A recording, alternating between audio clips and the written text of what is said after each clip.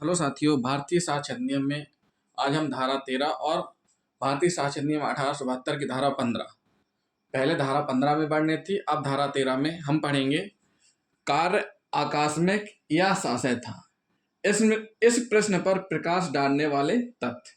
देखिए, कार्य आकस्मिक था या शासय था, इस प्रश्न पर प्रकाश डालने वाले तथ्य। तो सबसे पहले आप इसको तीन हिसाब से पढ़िए। कार्य, जो कार्य किया गया, कार्य जो किया गया वह एक्सीडेंटल था या इंटेंशनली था। मतलब ये जो कार्य है, कार्य कैसा था, आकस्मिक था या शासय था। इस प्रश्न पर प्रकाश डालने वाले तथ्य, ऐसे कौन से तथ्य हैं जो ये बताते हैं कि ये जो कार्य है आकस्मिक था या शासय था। तो जिन साथियों ने अभी तक हमारा चैनल सब्सक्राइब नहीं किया है तो सबसे पहले हमारे चैनल को सब्सक्राइब कर लें और वीडियो को लास्ट तक जरूर देखें। तो साथियों, यदि कोई कार्य आकस्मिक नहीं था तो वह निश्चित रूप से शासय आशय पूर्वक या उस कार्य का ज्ञान था, उसको भली भांति किया गया हो। मतलब उस कार्य को आशय पूर्वक किया गया, इंटेंशनली किया गया, अगर वो आकस्मिक नहीं था। तो सीधी सी कंडीशन क्या होती है, कोई भी कार्य आकस्मिक कब होगा, जब वह प्राकृतिक रूप से हुई घटना, जैसे बाढ़ में आपदा आ जाती है तो हिमस्खलन हो जाता है, बाढ़ आ जाती, कई लोग की डेथ हो जाती है। भूलवश हुई घटना, कभी कभी भूलवश हो जाती है घटना, जैसे आप घर में हैं, घर में आपने गैस पे कुछ चढ़ा रखा है और आप भूल गए, उस स्थिति में कोई घटना घटित हो गई। निर्दोष आशय से हुई घटना, आपका कोई आशय ही नहीं था किसी का बुरा करने का, फिर भी ऐसी कोई स्थिति हुई तो वो कहला जाती निर्दोष आशय से। एक्सीडेंटल केसेस में, जैसे एक्सीडेंट कोई अगर जानबूझ के किया गया है वो कंडीशन अलग है, अगर एक्सीडेंटल वाकई में दुर्घटना है तो कंडीशन अलग है। कभी कभी आपने देखा होगा आकस्मिक चीज़ों में, अभी जैसे कि रैली वगैरह निकलती हैं और जुलूस वगैरह यात्राएं निकलती हैं तो चुन्नी लेकर के हम निकलते हैं, तो कभी कभी क्या रहता है कि जिस बांस में, जिस लकड़ी में माता की चुन्नी रहती है, तो कभी कभी क्या रहता है कि वो बिजली के खंभों से टकरा जाते हैं। तो उस स्थिति में जितने लोग भी उसकी टच किए रहते हैं तो कई बार चपेट में आ जाते हैं। तो ये क्या है, एक आकस्मिक घटना हुई, ना कि इंटेंशनली। मतलब जो करंट लगा है, करंट लगने से कुछ लोगों की डेथ हो गई है, तो उस डेथ का रीजन आकस्मिक था, ना कि इंटेंशनली। तो वो ऐसे तथ्य प्रकाश डालेंगे, उन सारी चीज़ों को बताएंगे कि यहाँ से यात्रा निकल रही थी, यात्रा से अचानक बिजली का तार आ गया, और जो कि उसका आशय ये नहीं था कि किसी की मौत कारित की जाए, और दुर्घटनावश बिजली प्रवाह हो गई उसमें और करंट लगने से डेथ हो गई। ते हुआ आकस्मिक। और इंटेंशनली क्या रहता है, इंटेंशनली ऐसा रहता है कि एक व्यक्ति ने अपने खेत में नंगा तार बिछा रखा है, उसको पता है इस तार से किसी की भी डेथ हो सकती है, ये इंटेंशनली हुआ। तो इसमें दो प्रश्न आते हैं, जबकि प्रश्न यह हो कि किसी व्यक्ति पर आरोपित कृत्य आकस्मिक है या शासय है। कोई व्यक्ति है, उस पर आरोप लगा है, तो वो जो आरोप है वो किस प्रकार का है, आकस्मिक है या शासय है।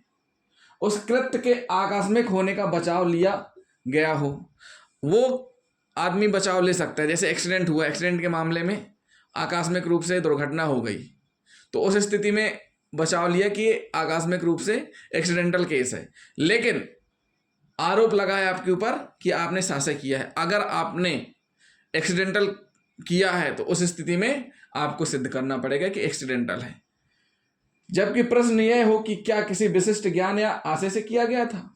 मतलब वो जो कार्य है वो कोई विशिष्ट आशय, बदला लेने की भावना से या किसी का नुकसान करने के आशय से किया गया था या लाभ कमाने के आशय से किया गया था, कुछ ना कुछ इंटेंशन होना चाहिए।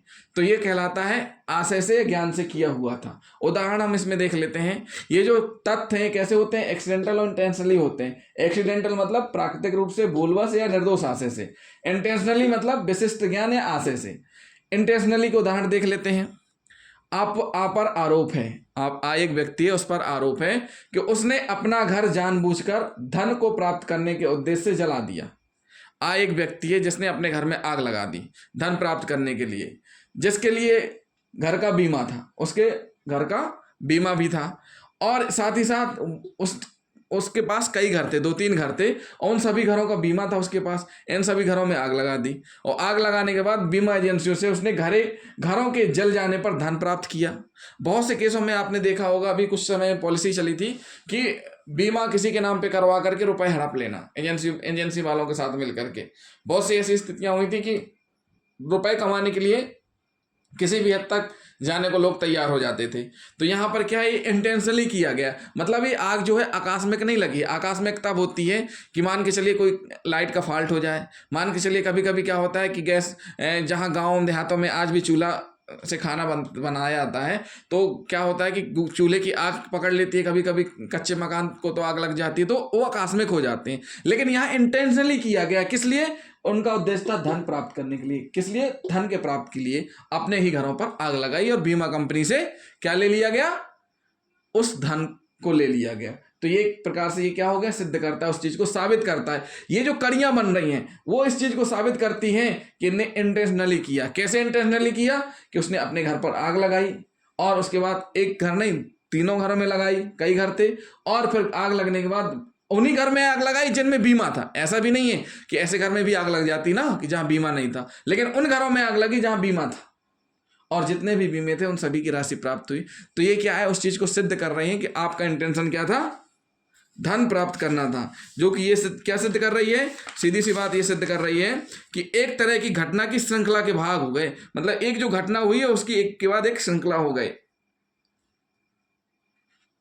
जिनमें जो व्यक्ति है उसका सीधा सीधा सुसंगत तत्व हो रहा। मतलब वो सारे के सारे उसका उद्देश्य ये है कि धन प्राप्त करना। अब एक और उदाहरण हम देख लेते हैं। अमीन बनाम एम्परर, ये कलकत्ता उच्च न्यायालय का है। अमीन बनाम एम्परर। अभियुक्त ने क्या किया है? अभियुक्त ने एक के बाद 3 दुकानें ली। क्या किया? अभियुक्त ने 3 दुकानें ली, सभी बीमाकृत थी, सभी दुकानों को बीमा था, तथा 3 विभिन्न अवसरों पर उनमें आग लग गई उन्हीं दुकानों पे। और एक ही अभियुक्त की तीनों, भाई बाजार है, बाजार में और भी तो लोगों की दुकानें हैं, उनकी दुकानों में आग नहीं लग रही, लेकिन 1 महीने पहले इसमें लगी, 2 महीने बाद उसमें लगी, 3 महीने बाद उसमें लग गई, तीनों दुकानों पे आग लग गई। और आग जब लगी तो तीनों दुकानों का बीमा था। इन तीनों अवसरों पर अभियुक्त ने बीमा की राशि का दावा किया था तथा बीमा की राशि का भुगतान प्राप्त किया था। कलकत्ता उच्च न्यायालय ने कहा कि इन दुकानों में लगी आग दुर्घटनावश नहीं थी, परंतु एक योजना के अंतर्गत लगाई गई थी जिसमें अभियुक्त का योगदान था। अतः यह वाला दृष्टांत लागू नहीं होगा कि आकस्मिक घटना हुई है। एक उदाहरण और हम बताते हैं जो कि आकस्मिक घटना से रिलेटेड हो सकता है, जिसको हम कह सकते हैं एक विशिष्ट अवसर पर होता क्या है कि का के अनुसार आ बा के कर्जदारों से धन वसूलने के लिए नियोजित था। खा के अनुसार आ बा के कर्जदारों से धन वसूलने के लिए नियोजित था। उसके द्वारा प्राप्त भुगतानों को रजिस्टर में प्रविष्टि करने का आ का कर्तव्य था। खा को रुपए लेना था, आ का काम था एंट्री करना। एक विशिष्ट अवसर पर उसने भुगतान की जो प्रविष्टि की थी वह वास्तव में प्राप्त धनराशि से कम राशि की थी।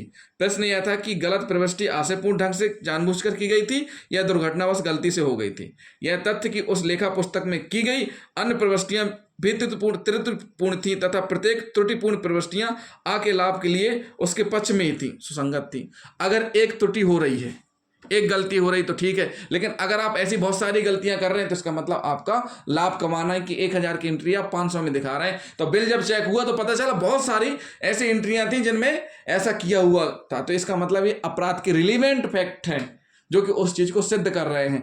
अगर यही त्रुटि एक बार हुई होती तो मान लिया जाता कि यहाँ गलती बस भूल बस ऐसा लिख गया, लेकिन यहाँ क्या हुआ? उल्टा हुआ। तो साथियों ये हुआ हमारा कार आकस्मिक या सहजता। इस प्रश्न पर प्रकाश डालने वाले तथ्य हमने आपको समझा दिया। जिन साथियों ने अभी तक हमारा चैनल सब्सक्राइब नहीं किया है तो सबसे पहले हमारे चैनल को सब्सक्राइब कर लें और वीडियो को बेल आइकन बटन दबाना ना भूलें। शेयर जरूर करें, कमेंट जरूर करें। थैंक यू दोस्तों।